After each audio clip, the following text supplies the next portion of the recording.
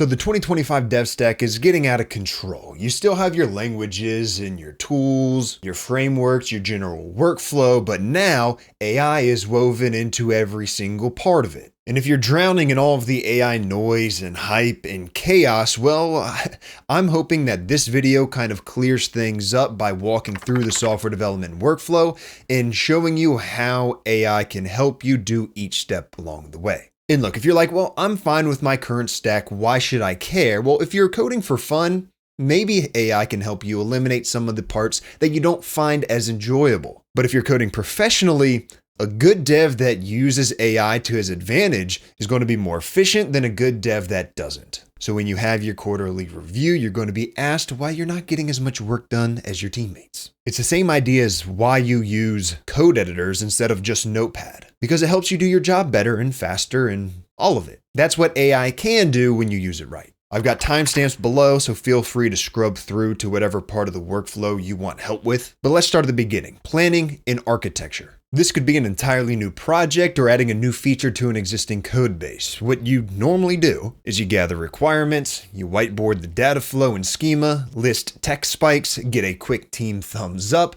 drop the spec in docs, and then and only then do you start coding. And I'm not saying remove all of this, but there are instances where AI can help with this. For entirely new projects, you're going to have all of those requirements from different members of your team or thoughts in your head and things written down and things in emails. And what you can do is take all of those pictures or copy and pasting into a tool like ChatGPT or Claude by Anthropic, just a simple web interface. I like to use the advanced reasoning models for this, but you can use whichever you like, and throwing them in there and having it give you a crisp one-page PRD. You can do the same exact thing for the data flow and schemas that you drew on the whiteboard. Throw it in, have it generate you a mermaid sequence diagram. Or if you like to use another tool, maybe they have AI built in. But here's the thing. You, as the expert, the software engineer, the team, want to be the source of truth. Sure, you can use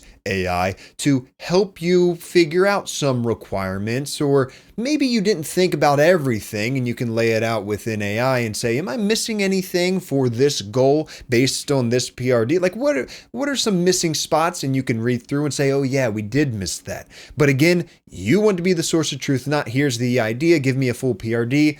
Unless maybe you're an indie hacker and that's just kind of how you like to go about things, you can do that. However, if this is a new feature in an existing code base, then you're going to want to use a tool that actually has context of the code base, that being Cursor or Claude Code or Augment Code or Zed, because they have that context of your code base, so they know your patterns, your style, and how everything connects, including what variables you use. So if you say, how should I add user notifications to this app? I want to extend the Prisma schema in order to add notifications.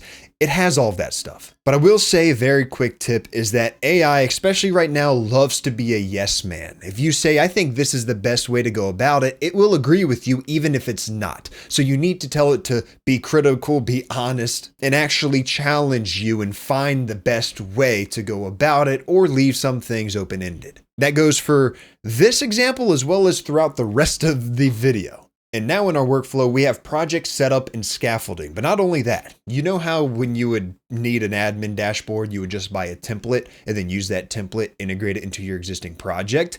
That type of work as well. And it all started off with basically every single folder and file in your project you created yourself. Then it evolved into something more like I can use create new Vite project or create a new Spring Boot project, or I've been really liking better T-Stack lately because you can pick and choose front end, back end, ORMs, auth, databases, things of that nature. And those are still all very good options. Another option, I'm not going to say a better option, another option now though, would be using one of these app generation tools like VO by Vercel or Lovable or Bolt.new or Chef by Convex. They sell it to you as, hey, this is a one-stop shop from zero to full app. I don't agree with that. It's more of a, hey, this is a project setup and scaffolding tool with my context in UI. Because that's the thing, is when you use any of these other tools, you get a very basic UI. When you use these AI app generation tools, you have the scaffolding, but you also get UI that fits your existing project. So if you're building some sort of task management software like a Trello clone,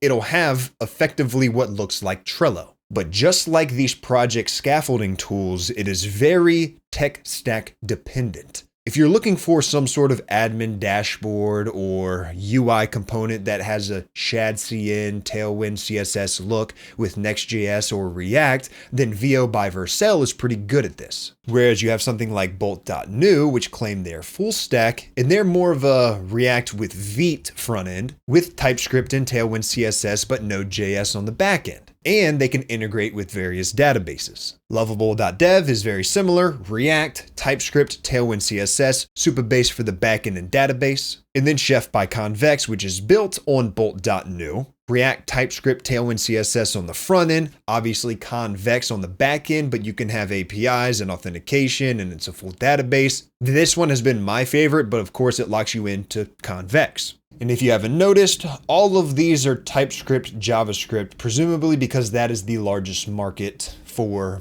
AI tools and programming in general. It's what AI is best at. There's no VO for Java or Bolt for Python that I know of. Supposedly Replit can do some of these other languages, but I would not recommend it considering it just deleted an entire database for an app that it had built or is working on. That's the dangers of working with AI. Even if you set restrictions and boundaries and things that it shouldn't do, sometimes it goes rogue and actually still does it.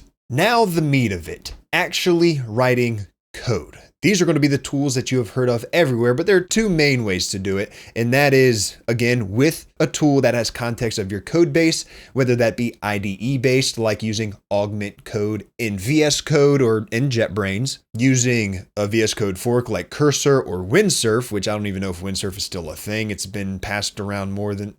I'm not going to finish that sentence, but it's been passed around in potential acquisitions for the past, however many months. I don't know what's going on with that anymore. Or Zed. I love Zed, love the team at Zed. Their AI is pretty good, but that's the IDE code editor based side of things. There's also the CLI side of things like Claude Code, OpenAI Codex CLI, SST Open Code, or Warp, because it's no longer just an AI terminal.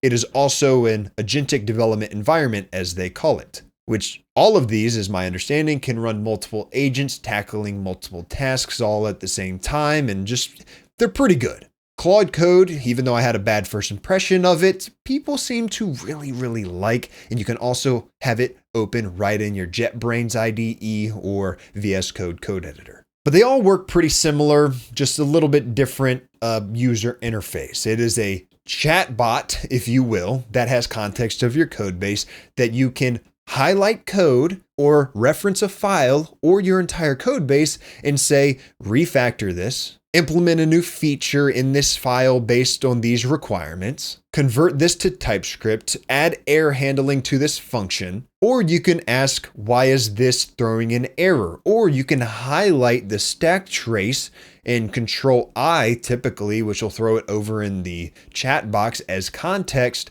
and ask a question like, hey, or just tell it to fix this. In all of these, as my understanding, you can have it run commands for you. It'll write code for you, it'll write tests for you, it'll look for linting errors, it'll run commands, it'll run your application if you want it to, and you can do manual steps all along the way or just have it run itself so you don't have to approve every single step. But what you always want to do is review the code that it outputs, because at the end of the day, whatever is being pushed from you to master is on you, regardless of whether you manually wrote the code or AI did it for you. You can also have it write tests for you, and a lot of these IDEs and code editors will have autocomplete code completion built right into it. So if you're manually typing, it'll recommend the next 10 lines of code or 2 lines of code or the entire function that you want to write based on what you're typing and based on your styles, its knowledge, your variables, how it ties into the rest of your code because it has that context. And a lot of the time, it's pretty good, and you'll hit tab, maybe change 1 or 2 things, but it saves you from writing 10 lines of code manually. And those, little 10 seconds or 20 seconds of typing add up over time. There are also features where you can have it tied directly into your linear or Jira boards and assign it a task and have it do that task instead of you typing out the task manually, which is a pretty cool feature. And might I add, exactly what I had predicted multiple years ago when I talked about AI in coding for the first time. Just let me brag for a second because I successfully predicted something. But when you do this, like I said, review the code, give it small tasks, maybe even smaller than the task at hand. And just like you normally do as a software engineer, commit often because it may delete your code, refactor your code, or do that to code that you didn't tell it to. And you want to be able to have records of everything along the way. And I did say there were 3 ways to do it. The 2 ways I mentioned were the IDE-based, code editor-based, CLI-based. The 3rd way is the browser-based, but that does not have any context of your code base whatsoever, so it's not as good. The only times is when you are building something from scratch, like a little script to do something, or you want to black box test something, I guess.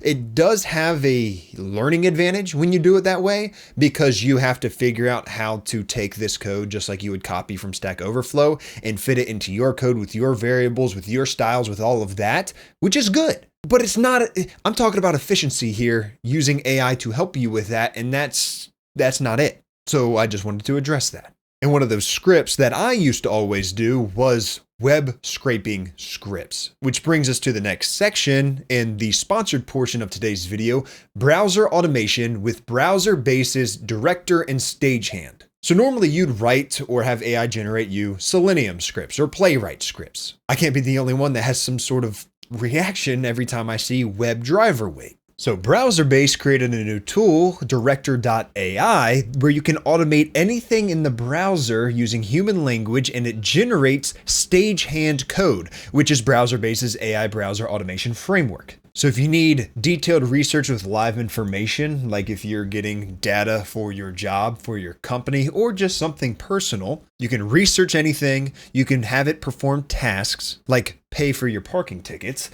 or you can have it go through authentication, like approve my teammates' PR on GitHub. And Director.ai is the way to do that using human language. So what I'm going to do is say, go to the Y Combinator jobs page and get me the current listings on the first page. You can see that Director.ai, you can open this in Playground, you can add it to Codebase once it's all done. And as you can see, you can view the code as it's generated, or you can come over here and watch it as it works. So you can see it's at ycombinator.com/jobs. And it is currently extracting the job listings down here. It's showing that this guy is trying to talk to us, but we're not really there. And there we have it. We've extracted the job listings. It's outputted all of them, 20 job listings. Remember, we just specified that first page. And here is all of the information, the company, the job title, the location, the type of job, and when it was posted. And I'm sure you have a lot of use cases for this at your work, in your personal life, that Director.ai makes it a whole lot easier to actually take action on. So check it out using the link in the top of the description down below so that they know that I sent you, or of course you can always just go to Director.ai. All right, now let's talk about testing and debugging, which I already touched on in the actually writing code section, but there's more to it. And I know you're thinking, well, I don't write tests anyway, so who cares? Well, now you can have AI write tests for you, and now you actually have some tests. And you're going to use the same tools to do it. Any of those AI agents, as they call it, Claude Code or Warp or Augment Code or Zed or Cursor. And these tools will generate test suites from your functions. But here's the thing, and I learned this the hard way, is that they're really good at happy path, but they're not so good at like some weird edge cases that you know about because you have that domain knowledge. So like user inputs valid email, get success response, it can figure that out. But what about when somebody inputs an email with a Turkish character in it? Or when your server's clock is off by 5 seconds? Those types of things you have to specify. Because while you can write those tests yourself, as long as you specify those tests, it can still write it for you. It just won't be included in the test suite for a function that you just broadly say, hey, create unit tests for this function. And for debugging, I did already mention how you can highlight a stack trace and then do Control I or Control K or whatever the command is for your tool and have that directly into the AI agent for that direct context and then prompt it to have it fix it or explain to you what the issue is. But what you can also do is have the AI do npm run dev or run whatever project that you are building, click around within the application to break it, and then it'll have the context right there within itself because it's the thing that's running the program. And now one of the more important sections, I guess not necessarily part of your workflow, but that can be fully within your workflow, and that is MCP, or Model Context Protocol, which I didn't understand at first and I didn't really dive into, but it's pretty wild. So MCP is a protocol created by Claude, and it lets Claude and other AIs as well connect directly to your tools and data sources. So let's say you're debugging production issues and you're using Datadog or something. Instead of copying the logs over here and just doing everything manually, all you have to do is say, check your Datadog logs for timeout errors in the last hour and correlate them with our database slow query log. And what Claude does, or whatever AI that has the ability, it goes into Datadog, pulls the logs, checks your database, and tells you your timeout started when this specific query started taking 5 seconds due to a missing index. Or you could have it tied directly into Jira or Linear and be able to access the tasks at hand and assign your AI agent those tasks. And then it can update those tasks based on what branch it's on, that it's in progress, that it's done, or that it's awaiting a PR, or whatever. Now, setting up MCP is very rarely just click and go. What you need to do is install MCP servers, which are typically built by the products themselves. And that is for each individual tool. So there's ones for Postgres, there's ones for file system access, Slack, GitHub, Google Drive, Jira. Each one needs a config, but once it's running, it's giving your AI access to every part of your development environment. Just be careful with permissions. I already told you about the replit thing and how it deleted an entire database. So yeah, you probably don't want AI to have access to your production database. Or maybe only read access, right? Because if you want to find out the issues in production, then maybe it needs that access, but only read access. No write, no deletion, nothing else. And then our beloved code review is being tackled by individual tools as well. This is your favorite step of the process, I know, and still should have human intervention, not completely outsourced. But we all know how it works. You push your PR, ping your team in Slack. Hey, can someone review this? You wait 3 hours just to get a LGTM response to it, or a bunch of silly nitpicking about spacing or this and that, which you should have set up in your IDE to auto format and style per your code base requirements, but can also be done within the repo itself, but that's neither here nor there. But enter tools like CodeRabbit. That's the most popular one. That's one I know. What this does is it reviews your PRs automatically before your team even looks at them.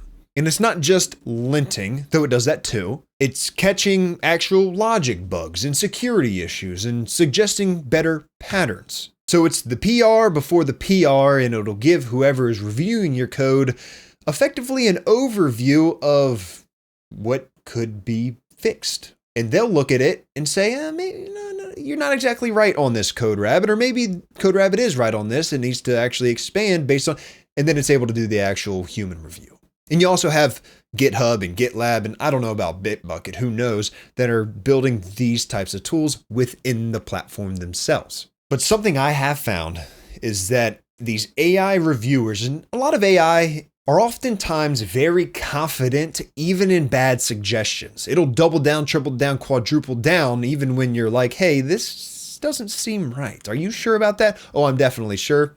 It's not. I've seen some of them suggest optimizations that would quite literally break production. So again, use it as a first pass, let it catch the obvious stuff for your human reviewers to then look over. So that way those human reviewers can actually focus on the bigger picture and more of the niche aspects of why you're adding a function. And now, documentation. Many of y'all, if not most of y'all, probably don't even write documentation, or at least you don't like to and you do it reluctantly. Or you're all stuck in, I'll document this function later, but y'all know later doesn't come. So what you can do with the coding tools like Zed and Cursor and Claude Code, well, how does it work in Claude Code? Well, how I do it in the IDE-based ones is you highlight the function so that the AI agent has that exact context, and you just say, add comprehensive Java docs or JS docs to this or whatever. You have some API endpoints, do the same thing, generate open API for this spec. README files, write a README file for this entire code base. But the bad thing about it is that a lot of the times AI likes to document the what and never the why, which is actually the more important part. So it'll say this function calculates user scores, but it won't tell you we calculate scores this weird way because of that one client who threatened to leave in 2021. That context to why you did it this way, that's on you to add because it doesn't know that. So let AI handle the overall structure and you sprinkle in all of those other aspects. Now let's talk about Git. A bit of a bad habit that I've fallen into is I don't even write Git commands anymore. I just say, hey, Git commit and push, and then it'll do it for me. Maybe I'll say with this commit message and it'll do everything for me. And you can do that within Warp or Claude Code, or a lot of these terminals built into something like Cursor or Zed have AI capabilities, and you can just use human language. Just make sure it knows that you're using human language, and it'll write the commands for you. This is not just your Git workflow though. This is for Docker commands. So that way you're basically any command that you use and you're not needing to Google, I forget, how do I do this Docker compose, or how do I do, which speaking of Docker stuff, I don't know if I talk about this later in this video, but you can have it generate your Docker files and your Docker configs and your Terraform files and your Kubernetes manifests and all of that tedious stuff. It can do it for you, as well as GitHub Actions and CI/CD workflows, and all of that can be generated using AI. So you're never in it, all within context of your code base. That is probably one of my favorite things because I don't like doing that type of stuff. Now I'm just going off the rails. I've also found that I have been using Warp a lot, and I use Warp in my Ubuntu distro. And I was having trouble trying to swap my keyboard from the Mac layout to the Windows layout, which I know how to do it, but for some reason it wasn't working. But it has full context of my operating system, so I was able to just tell Warp, the AI, hey, look into here, or basically just swap it. And it took maybe 2 or 3 prompts in order to get it actually done after I had wasted like an hour or two doing exactly how it was supposed to be done, but for some reason didn't work. Silly issues, I know, but those silly issues are sometimes nice to just kind of outsource to AI and have it do it for you. And then there's API development, which used to be pretty tedious. You'd manually write those open API specs. Don't need to do that anymore, even if you ever did it to begin with. But you would also create Postman collections one endpoint at a time, generating mock data by hand. Now, all you have to do is describe your endpoints to any of these AI tools. And this is one where it is actually good at generating things with edge cases, or if not, you can specify. So it'll give you back regular names, names with capitals in the middle of them, with apostrophes, with hyphenated names, Unicode names. Sometimes stuff you would forget to test. And then there's database stuff, SQL. It is so good at SQL. I mean, before you would stare at a query with 3 joins, wondering why it's returning 10,000 rows instead of 10. So you can have it write whatever query you want, optimize whatever you already have, but always remember to test on staging first. I don't care if AI swears you can just reverse the migration. Don't trust it like that.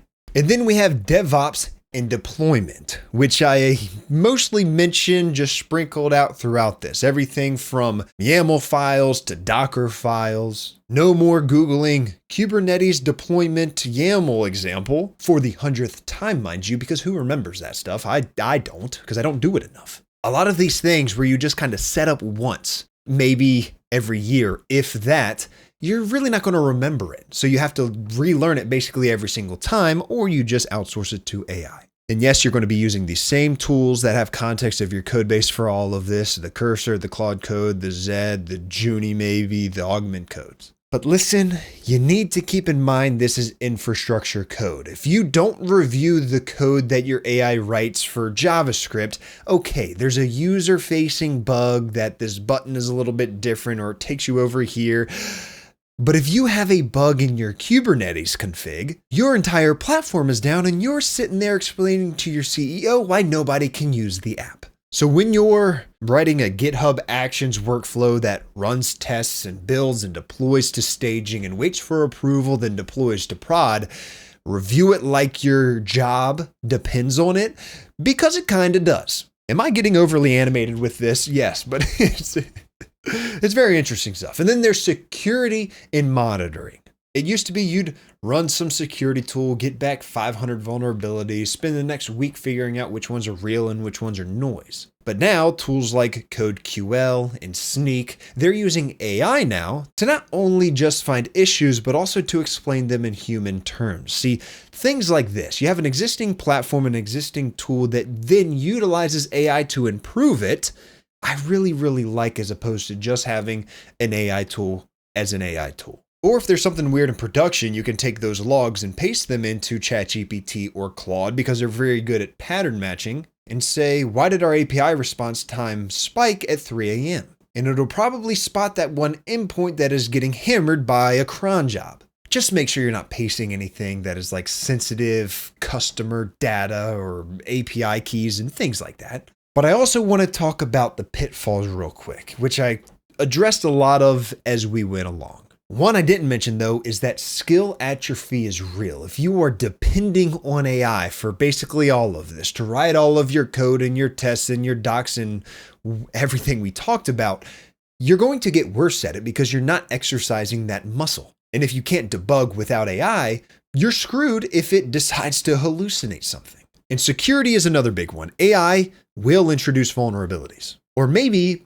suggest patterns that seem clever but are actually dangerous. Always review, especially infrastructure code, but all of the code before you commit it. And we just went over a lot of information. You may be feeling overwhelmed by all of this, but just pick one thing at a time. Whichever piqued your interest because it solved a problem that you hate addressing, pick that one.